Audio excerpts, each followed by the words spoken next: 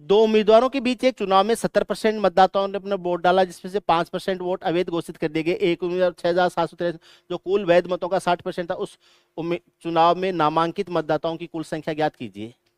70% ने वोट डाला, जिसमें से 5% अवैध घोषित कर दिए, एक मत मिले, जो कुल वैध मतों का 60% था। पूछा है नामित मतदाताओं की कुल संख्या कितनी है। देखो, ये जो 6,783 है, ये वैध मतों का 60% है, तो वैध मत हो जाएंगे 100%, और ये किसका मान है, 60% का। तो ये वैध मत आ गए। वैध मत क्या है, 5% अवैध घोषित हो गए, 5% अवैध घोषित हो गए, तो ये आगे क्या, आपको जो वोटिंग हुई है वो ज्ञात करनी है। तो 5% अवैध घोषित हो गए, तो वैध कितने हैं, 95% हैं। तो पहले वोटिंग कितनी है वो ज्ञात करनी है। तो वोटिंग 100% हुई है और 5% अवैध घोषित हुई है, तो ये 95% का मान है। उससे पहले क्या दे रखा है, 70% ने अपना वोट डाला है, 70% ने वोट डाला है, तो वोटिंग में से ही तो अवैध हुए हैं। तो वोटिंग कितनी हुई है, 70%। तो आपको टोटल मतदाता ज्ञात करने हैं, तो 100% ज्ञात करो।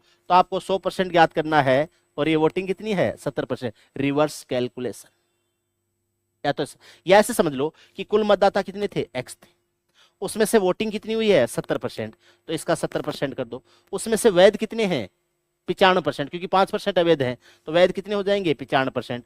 उसमें से ये जो वैध आ गए, उसमें से जो विनर है उसको कितने मिले हैं, 60%, तो इसका कितना हो गया, 60%। और ये बराबर किसके बराबर हो जाएगा, 6,783, 6,783। अब एक्स का मान ज्ञात करोगे तो ये सारे का सारा सिस्टम उधर जाएगा, और ये की ये कैलकुलेशन आएगी, ये की ये कैलकुलेशन आ जाएगी। कर लो अब इस कैलकुलेशन को। ये कितना आ जाएगा, 20, ये कितना आ जाएगा, 19, ये कितना है, 5, ये कितना है, 3, ये कितना है, 10, ये कितना है, 7। 19 का भाग देते हैं, 19 का 3 गुणा 57, 10 बच गया, 108। 19 का 5 गुणा 95, 108, तो कितना बच गया, 13, 133। 19 का 7 गुणा 133, ये 19 से कट गया, ठीक है।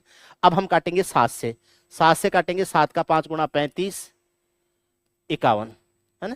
3 से काटेंगे, कितनी बार कटेगा, 17 बार, 17 बार। 5 का 2 गुणा 10, 10 के आगे 1 जीरो 100, एक और जीरो 1000, 17 के आगे 3 जीरो 17,000। किस ऑप्शन में हो जाएगा, बी।